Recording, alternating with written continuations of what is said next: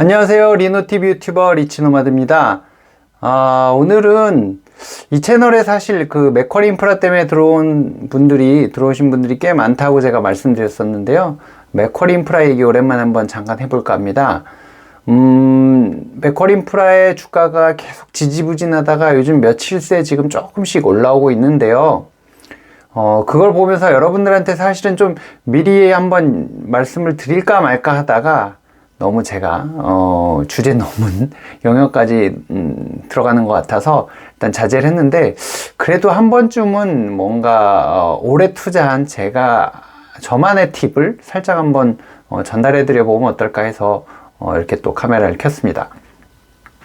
주가의 흐름을 미리 좀 알 수 있다면 돈을 많이 벌 수 있을까요? 그러면 참 좋을 것 같은데 그게 쉽지 않은 것 같습니다. 그리고 저는 이제 그렇게 차익 거래에 있어서는 그렇게 좀 잘하는 투자자는 아닌 것 같습니다. 별로 그렇게 크게 이익을 본 적이 많지는 않아서, 그나마 이제 뭐 배당주들이 좀 올라가 주면서 그걸로 뭐 먹고 살고는 있는데, 하여튼 그렇습니다. 근데 이 맥쿼리 인프라는 제가 그래도 한 10년 정도 투자를 하다 보니까 맥쿼리 인프라의 주가가 이렇게 어떤 흐름을 보일 때 조금 나타나는 특징들이 정확한 통계에 의한 건 아니지만 제 감에 의해서는 이런 거 같아 라고 하는 게 보이는 게 좀 있거든요. 이제 그래서 그 말씀을 드리려고 이제 얘기를 한 건데요.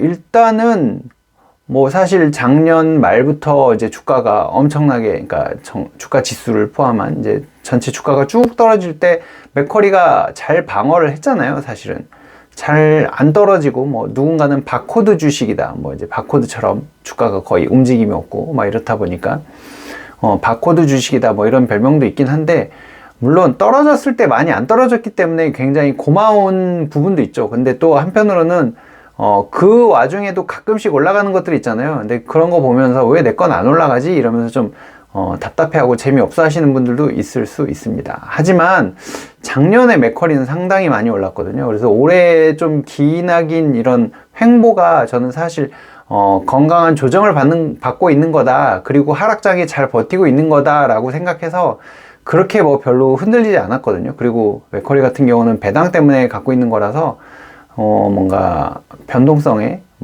주가가 올랐다고 팔고 막 이럴 게 아니어서 그냥 뭐 상관은 없었는데, 이제 추가로 더 담으려고 하시는 분들은 이제 주가가 그래도 쌀 때 사는 게 낫기 때문에, 오르기 전에 사는 게 낫기 때문에 그런 흐름들을 조금 미리 알 수 있는, 미리 알 수 있다기보다는 평소에 이런 움직임이 있으면 이런 현상이 좀 나타나더라 하는 부분을 한번 얘기를 해볼까 합니다. 제가 그래프를 하나 보여드렸는데요. 이제 저 같은 경우는 이제 그 주식을 사고 팔고 할 때 보조 지표들도 같이 보거든요. 뭐 MACD, OSC, 뭐 OBV, RSI, 스토캐스틱 슬로우 같은 이제 보조 지표들을 활용하기도 합니다. 근데 맥쿼리 같은 경우는 그런 보조 지표들보다는 외국인의 매수세가 어떻게 되느냐가 가장 큰 지표더라고요. 투자자 동향을 이제 보면 그런 현상들을 더 명확하게 알 수 있는데요.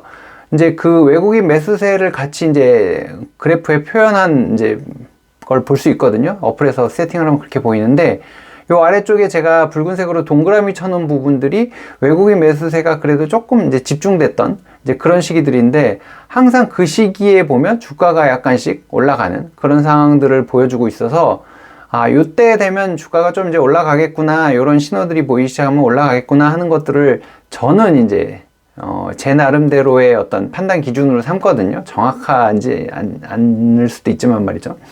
그래서 네이버에 이제 그 매매 동향, 네이버 증권에 가보면 매매 동향 이렇게 그래프 보여주는데, 이거 보면 이렇게 빨간색으로 외국인들이 매수할 때 주가가 올라가는 것들을 좀 볼 수 있습니다.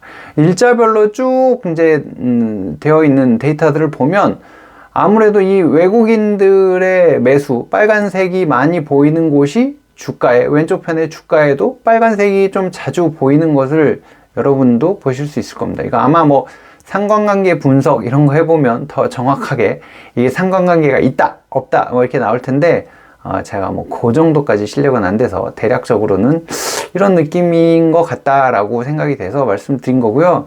그래서 사실 지난주에도 외국인들의 매수세가 조금씩 들어오는 것 같아서 제 지인이자 이제 구독자죠. 구독자분이 맥쿼리 인프라를 좀 사겠다라는 얘기를 해서 지금 좀 들어가도 나쁘지 않겠다라고 해서 지난주 중반쯤에 이제 후반쯤에 이제 얘기를 해서 조금 샀는데, 그러고 났더니 다행히 이제 뭐 목요일, 금요일, 뭐 어제, 오늘 이렇게 조금씩 올라가더라고요. 그래서 그나마 사라 그랬는데 안 떨어져서 다행이다라는 생각을 했죠.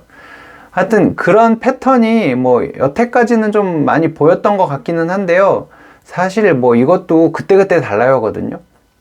예전 같으면은 이제 6월 달에 배당락 되기 전까지 쭉 올라가다가 6월 초쯤까지 올라가다가 6월 중순에 또 빠지고 막 이런 패턴들이 있어서, 저도 사실 그런 패턴을 이제 조금 활용해서 고점에 팔아갖고 저점에 다시 사서 주식수를 늘리겠다 이런 거 몇 번 해봤는데 다 실패했습니다. 이게 항상 그때그때 달라요이기 때문에 이런 것도 있다 정도만 생각하시고요. 괜히 또 이거에 집중해서 이때 사면 좋겠다 라는 생각하지 마시고, 이제 이런 종목들은 사실 장기 투자할 거고 모으는 건데, 그래도 비쌀 때 사는 것보다는 조금 쌀 때 사는 게 낫지 않을까 싶어서 말씀을 한번 드려봤습니다. 참고만 하시고요. 또 여러분 나름대로의 노하우를 혹시 갖고 계시다면 저한테도 좀 공유해 주시면 고맙겠습니다. 오늘은 짧게 마치도록 하겠습니다. 고맙습니다.